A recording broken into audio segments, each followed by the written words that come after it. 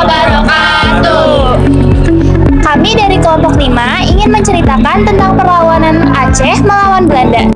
Latar belakang Perang Aceh melawan Belanda. Setelah menguasai Sumatera Barat, Belanda berencana menaklukkan Aceh. Mengapa Belanda ingin menguasai Aceh? Jawabannya, Belanda ingin mewujudkan Pax Neerlandica, yaitu menguasai seluruh Nusantara termasuk Pulau Sumatera serta membebaskannya dari segala pengaruh dari intervensi negara-negara lain seperti Inggris, Prancis, dan Amerika Serikat. Belanda tidak mau ada pesaing lain yang mengganggu kebijakan memonopolinya di Nusantara termasuk Aceh. Yang kedua, untuk memperluas akses seluas-luasnya bagi pengusaha-pengusaha swasta asing yang melakukan kegiatan ekonomi di Nusantara, terutama untuk membuka perkebunan dan pertambangan. Dalam kurun waktu itu, Belanda menerapkan kebijakan pintu terbuka di Hindia Belanda Nusantara sudah sejak tahun 1820-an. Aceh berkembang menjadi sebuah kekuatan politik dan perdagangan. Aceh memang sangat strategis secara ekonomi. Wilayah ini merupakan penghasil lebih dari separuh penghasilan lada di dunia. Belanda ingin menguasai perdagangan lada, sementara itu Traktat London tahun 1824 tetap memungkinkan Inggris berdagang secara leluasa di Pulau Sumatera. Bagi Inggris, wilayah Aceh Bengkulu, Palembang, dan Tanah Minang sangat berharga untuk dilepas. Maka terjadilah pertukaran besar antara Inggris dan Belanda melalui Taklak Sumatera tahun 1871 yang berisi antara lain sebagai berikut. Pertama, Belanda diberi kebebasan penuh di Sumatera atas persetujuan Inggris. Yang kedua, Belanda menyerahkan Baha di Afrika ke Inggris. Ketiga, Inggris diperkenankan mengirim kuli-kuli kontrak India ke Suriname. Keempat, perdagangan Inggris dan Belanda mempunyai hak-hak yang sama di Sumatera, yaitu di Siak ke arah utara.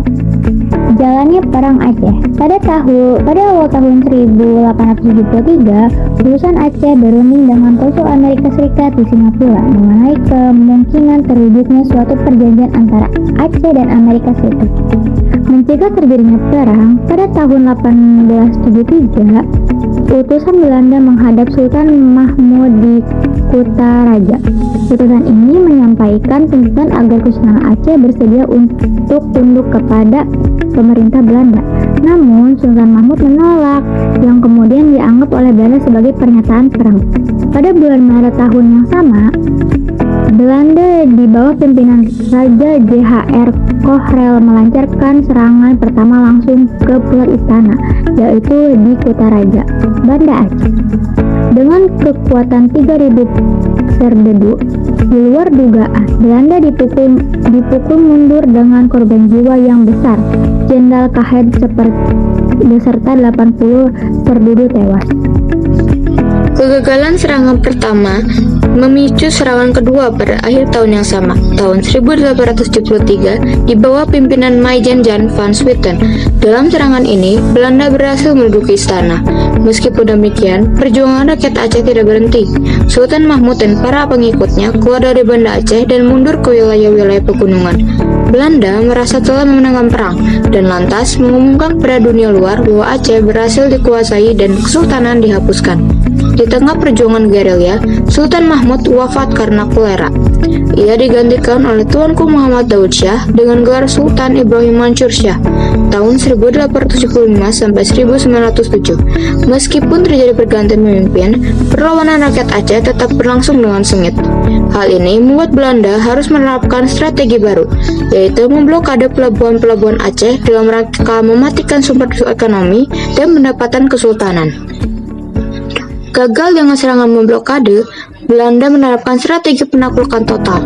Mereka bergerak maju dengan menyerang dan membakar desa-desa. Pada sekitar tahun 1801-an, perlawanan gerilya mulai didominasi oleh para ulama, seperti Teuku Cik di Tiro tahun 1836 sampai 1891, dan sebagian bangsawan seperti Teuku Umar tahun 1894 sampai 1899, dan istrinya Cut Nyak Jin pada tahun 1848 sampai 1908. Perlawanan yang konsisten dengan taktik gerilyanya telah memakan banyak korban jiwa dan keuangan Belanda. Mereka merasa belum menguasai apapun selain Kutaraja. Oleh karena itu, pada tahun 1884 sampai 1885, markas besar Belanda di Batavia memerintahkan agar perang dihentikan. Kesempatan ini dimanfaatkan rakyat Aceh untuk berkoordinasi. Alhasil, banyak wilayah kembali ke genggam mereka. Di tengah situasi damai itu, pada tahun 1893, secara mengejutkan Tengku Umar dan pasukannya menyerah kepada Belanda. Belanda menyambut gembira, bahkan langsung mengangkatnya sebagai panglima perang. Selain itu, pasukannya diberi senjata dan perbekalan. Hanya berselang 3 tahun, pada tahun 1896, Tengku Umar dan seluruh pasukannya kembali bergabung dengan Aceh, melancarkan serangan bergerilya terhadap Belanda. Atas saran Cek Snok Hoogkrans, penasihat utama pemerintah kolonial dalam hal masalah Islam, Belanda mengubah strategi. Hoogkrans mengusulkan cara mengatasi Aceh adalah meredakan perlawanan dari kaum ulama.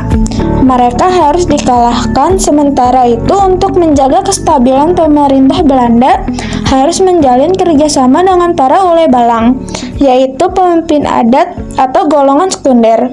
Kali ini perang dipimpin oleh J.B. van Hertz 1851 sampai 1924. Langkah pertama Van Hertz adalah mencari kaum oleh balang untuk bekerja sama.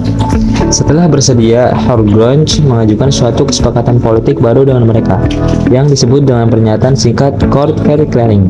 Isinya bahwa penguasa Aceh mengakui kekuasaan Belanda serta tunduk pada perintah-perintahnya. Pernyataan yang diperkenalkan pertama kali di Aceh pada tahun 1898 ini kemudian menjadi perjanjian standar yang berlaku untuk raja-raja di Nusantara.